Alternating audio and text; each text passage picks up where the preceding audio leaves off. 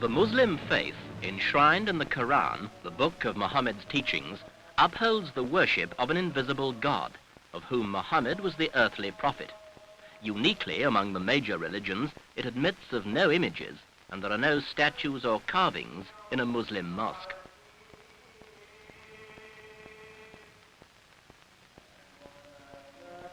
Islam means, literally, submission to the will of God through obedience to the Quran. But this total acceptance is a two-sided coin. It accounts for the strength of the religion and the perpetuation of its way of life. It also accounts for a degree of indifference, a reluctance to alter ancient custom, and an obsession for the past, which characterizes so much of the Muslim world.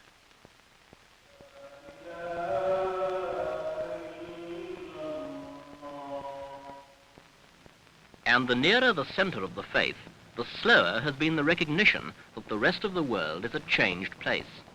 The Middle East, so near to Europe and yet so far from European standards of life, has taken an astonishingly long time to rouse itself from that indifference which cramped it for centuries.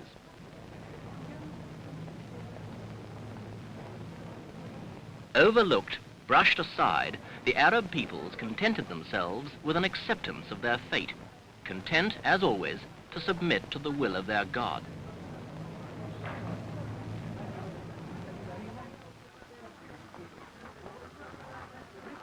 And yet it's worth remembering that the ancestors of the Arabs spread the creed of Islam to the very limits of the world they knew, in a dynamic explosion of armed and cultural conquest in the second half of the first millennium.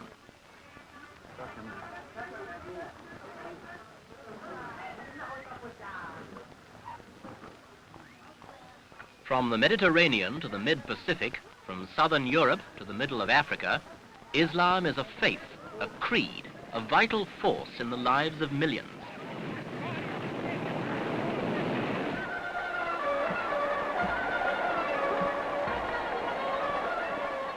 But the world they once influenced so greatly outstripped them. The energy with which they had once become great ebbed away, and a people who were once outward-looking became introspective and withdrawn, finding comfort in the only thing which remained constant, their faith.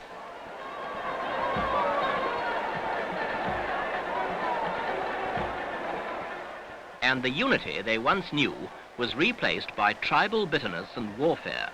For centuries they turned their swords on each other. What they lacked was a common purpose, an outlet, a reason to unite. They waited for it for hundreds of years and found it only a generation ago: Israel. 2 wars with Israel have unified the Arabs as never before. Traditional bickering still divides them, but the will to unite has been kept alive by a new kind of leader. Gaddafi of Libya, Naimiri of Sudan, and Gamal Abdul Nasser are 3 who have fed the fires of Arab union, seeing it as the only hope against Israeli superiority. The most charismatic of the new Arab leaders, Nasser, led Egypt into far-reaching alliances with the Soviet Union to mount his anti-Israeli crusade. Since then, Russia has poured vast numbers of military advisors and quantities of military equipment into Arab hands and supervised the training of Arab troops to use them, well knowing that the communist cause is best served by prolonging the crisis. The Arabs seem to be intent on rushing headlong into a 3rd war with Israel. Nasser is dead, and the banner of Islamic and Arab unity is not firmly in the hands of a successor. But whoever finally seizes it may find that his most lasting legacy is a binding alliance between Islamic Arab states and a nation which represses its own Islamic peoples as a matter of official policy. There may not be much to cheer about. But this is.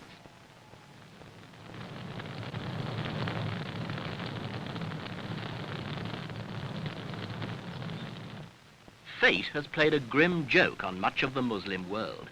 Islam existed as a way of life in most of the poorest corners of the earth, leaving millions of Muslims to scratch a living out of desert and swamp. It needed other people to unveil the riches beneath their feet. Now they find they have 66% of the world's petroleum, 70% of natural rubber, 1/3 of the phosphates, half the world's tin, 40% of jute, half the copra fibre. All this in Muslim hands. And so a two-way flow gushes in and out of the Muslim world.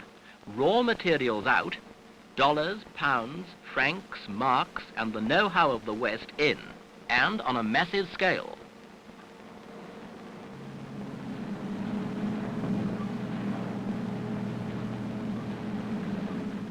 The influx of money and industrial experience is generating major changes, particularly in the Middle East and North Africa.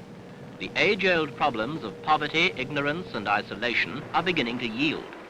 And so is the formerly inflexible lifestyle which for centuries typified the Muslim world. Now it's on the move, lubricated by oil and the money the West pays for it. The sons of nomad Bedouin sheikhs are digging the foundations of new houses, new schools, new hospitals, and a new life. But what has most astonished foreign observers is that the sudden arrival of the 20th century has failed to alter the Muslim faith in Islam. The religion of Muhammad, it seems, is going to be as relevant in the industrial age as it was in the age of the camel. The Arabs are reaching high in trying to correct what they see as a slow start in the modern world. Today, their city streets are pungent with the same exhaust fumes that pollute the proudest Western capital. But so far, no one seems to care. And yet, alongside the throb of car engines, the sound of the Russian language can be heard more and more frequently in these streets as more and more military advisors arrive to train the massive armies being built here. One wonders how Islam will fare under their influence.